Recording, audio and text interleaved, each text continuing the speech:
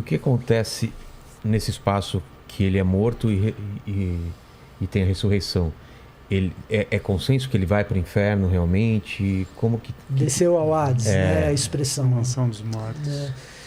Então, ele vai para a realidade do mundo espiritual, né? Porque esse negócio de inferno é um pouquinho complicado, porque o mundo, a descrição do mundo bíblico chama a realidade do mundo dos mortos como Hades, que foi indevidamente traduzido por inferno.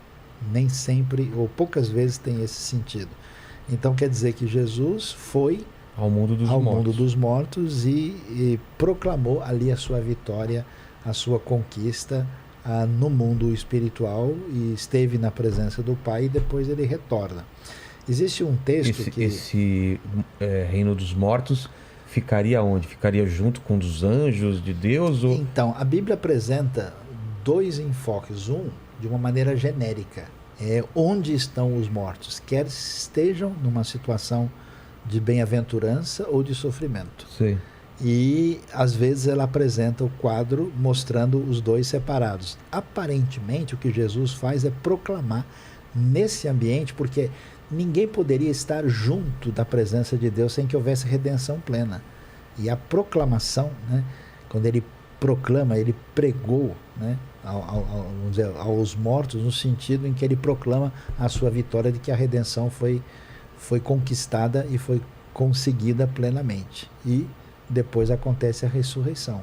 Mas não que ele... Não essa coisa da chave do inferno... não é mais isso. Música do Diante do Trono, né, que tem isso aí. O Hades, a tradução literal dele seria a sepultura, o cemitério, né? E aí ele é utilizado em alguns momentos no Antigo Testamento, que é o Sheol, que é o equivalente do Hades do grego. O salmista trata o Sheol, que também é traduzido para inferno erroneamente, como uma angústia, uma depressão, né? Ele fala, minha alma se abateu até o Sheol. Então, lógico que não é literal. Então, há uma leitura simples também de que Jesus foi até o Hades. Jesus foi sepultado. Jesus foi para entre aspas, o cemitério. É que Pedro fala, pregou aos espíritos em prisão. Aí começa... Por isso a coisa amplia, Quer dizer, proclamou. Eu queria só, se você me permite, o meu professor aqui que está assistindo, ele mandou a referência que sim. Oração do Sidur, livro de orações do Shabá. Obrigado aí o professor John Souza, graduado, doutorando em Cambridge também, professor do Esquerda Carioca, que é o seminário de Teologia e Política que eu faço parte. Valeu, mano. Tem a especificação, porque o Sidur é o livro básico do... Ele não me mandou aqui, mas eu vou pegar tudo e mando. Então se você completar, Victor, pode falar. Não, eu ia falar, então é como se ele dissesse aos mortos, quem morreu até ali, que aparentemente não tinha salvação, é isso? Não era... Eles estavam esperando não tinha a possibilidade da plenitude da presença de Deus pelo sacrifício perfeito não ter sido feito. Quando ele faz esse sacrifício, ele dá a possibilidade para todas as pessoas mortas antes dele de serem salvas, é isso? A realidade das pessoas no mundo espiritual não quer dizer que todas estão salvas, né? Tem pessoas perdidas e pessoas salvas.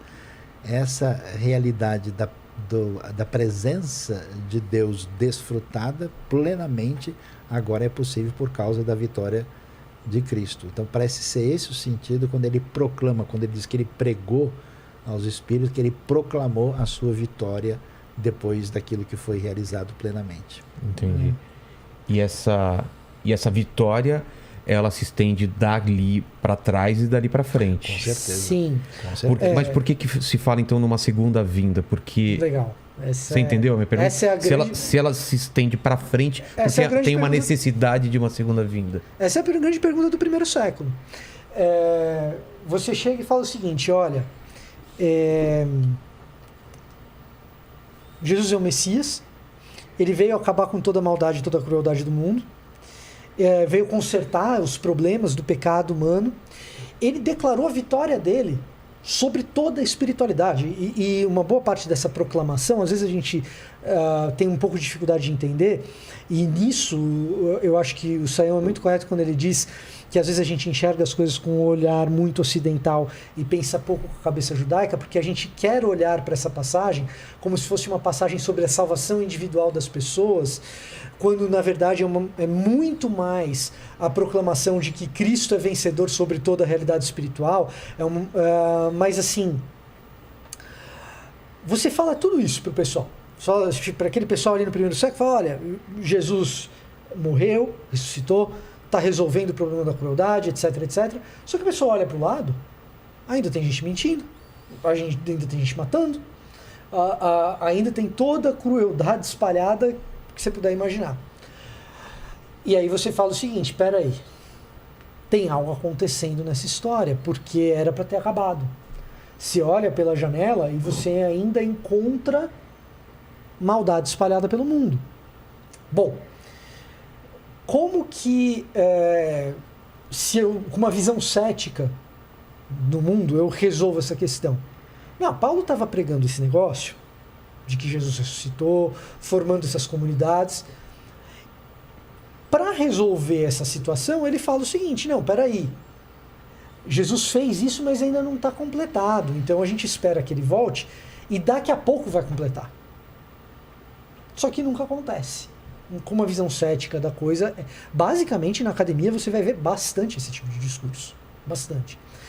Com uma visão confessional, uma visão de fé para isso, o que está acontecendo ali é o seguinte, tanto Jesus quanto Paulo anunciam que ele vai retornar precisamente porque ele cumpre na cruz e na sua ressurreição e decreta o fim da maldade e diz que essa maldade tem um prazo de validade. Só que esse prazo de validade ainda não chegou. O prazo de validade expira quando Jesus retorna como esse grandioso rei sobre toda a terra.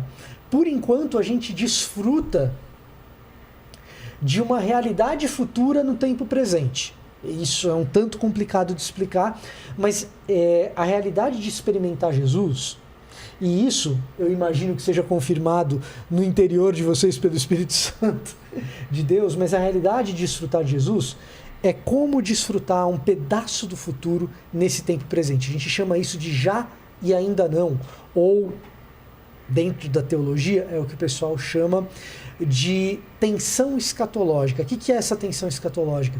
Eu vivo como se eu fosse cidadão da Nova Jerusalém. Eu sou feito nova criatura, mas eu ainda espero pela consumação de tudo isso. E então eu batalho contra as minhas questões internas dos meus pecados ainda hoje. Mas eu espero ansiosamente pelo retorno de Jesus Cristo quando esse mal de fato termina. Eu experimento um pedaço desse término ainda hoje, quando eu percebo o seguinte, cara, Vilela, olha só, minha vontade hoje era de estar com a minha esposa e a minha filha de 5 meses. E de fato eu tenho essa vontade. Mas eu também tenho uma vontade que está para além da minha própria, de simplesmente vir aqui e falar desse Jesus que fez uma coisa maravilhosa por mim. E nisso eu experimento uma realidade que ela é futura, ela não faz parte de mim, mas ela está aqui de alguma maneira. Eu vou contar uma história, eu vou recorrer à vergonha do exemplo, professor. Opa, aí sim, hein? Eu vou recorrer à vergonha do exemplo, que é mais ou menos o que a gente experimenta dessa coisa futura no tempo presente. Eu tive uma experiência sobrenatural de ouvir a voz de Deus. E faz tempo que isso não acontece. E eu tenho a impressão que acontecia quando eu era mais imaturo. E eu precisava dessa coisa assim sobrenatural para entender o que estava acontecendo. Quando um amigo entregou para mim uma carta de suicídio, um bilhete de suicídio. Né? E quando você lê uma carta de alguém que está querendo tirar a própria vida, é difícil você ser confrontado com algo mais cruel do que isso. Você encontra coisas tão cruéis quanto essa realidade. Tão cruéis quanto, sim, mas mais cruel que isso é muito difícil. Quando uma pessoa cara a você, ela te deixa um bilhete. E uma pessoa me entregou o bilhete desse rapaz dizendo, olha, é amanhã. Eu abri aquele bilhete Eu não sabia onde esse meu amigo estava. Eu não sabia por quê. Eu sabia que ele estava passando por umas barras, mas eu não sabia por que tanto. Eu só sabia que eu queria sumir. E quando eu terminei de ler aquele negócio, eu também não sabia muito de Bíblia, eu também não sabia muito de Jesus, mas eu acreditava e eu adorava Cristo naquele período. Eu terminei de ler e eu falei, eu não tenho ideia do que fazer com esse negócio. A minha vontade era de sumir. E eu sabia que se eu encontrasse aquele meu amigo, eu não teria o que falar para ele. Não sabia nem por onde começar. E aí eu ouço da parte de Deus, o fulano está em tal lugar. Eu acho que dá para falar especificamente o que era. Isso aí é uma experiência de adolescente, eu estava na escola. E eu ouvi da parte de Deus, olha, o fulano está na biblioteca, ele está esperando por você. Não precisa se preocupar com o que você vai falar. Vai lá e fala. E tudo que eu senti era medo e uma vontade tremenda de não ir. Porque eu não sabia o que dizer, o que falar, e eu estava mexendo com a vida de alguém. Mas eu peguei e fui. E eu sentei do lado do fulano e eu falei assim para ele, não lembro o que eu falei, cara. Porque as palavras que eu falava não eram minhas. Eu só lembro de, no final de um papo de uns 5 minutos, ter virado para ele e falado, fulano, você não precisa passar por essa sozinho. O que eu sei daquele dia, Vilela, é que ali, a minha vontade era de não estar ali. O meu preparo era um preparo de alguém que não poderia estar naquela situação. Quem tinha que estar falando com aquele fulano era alguém competente e técnico para exercer aquele trabalho. A voz minha própria, na minha cabeça, dizia, não vá. Mas o que estava acontecendo ali era um pedaço dessa realidade futura da Nova Jerusalém, acontecendo aqui e agora e dizendo, o mal não precisa prevalecer, porque já começou. Você só precisa esperar para completar tudo. Mas um pedaço dessa Nova Jerusalém você já pode experimentar aqui e agora, basta crer e me adorar. Basta crer e me adorar que um pedaço do que vai acontecer no futuro você já pode experimentar aqui agora. E a minha profunda tristeza, Vilela, e a minha profunda tristeza no fundo da alma, eu só comecei canal de YouTube, essas coisas, por causa disso. Tem uma das coisas que você pergunta pro pessoal, que assim, tem o ponto alto da vida, que é participar aqui do programa, e qual que é o pior? O pior foi quando eu resolvi ligar um telefone celular e me gravar. Eu só comecei por causa disso. Que a minha profunda tristeza é que a gente fale tanta coisa em nome de Jesus, e fale tanto em nome desse Jesus, e fale tanto dele,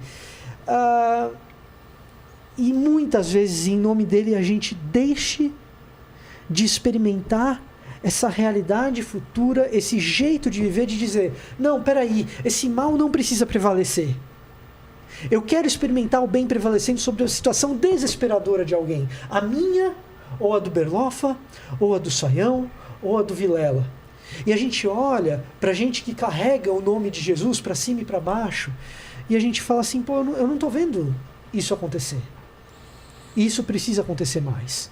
Pessoas experimentando essa verdade libertadora do futuro acontecendo agora no presente, de vidas de pessoas transformadas, e do mal que está prestes a acontecer. Não acontecer e virar um abraço, e virar choro, e virar uma transformação.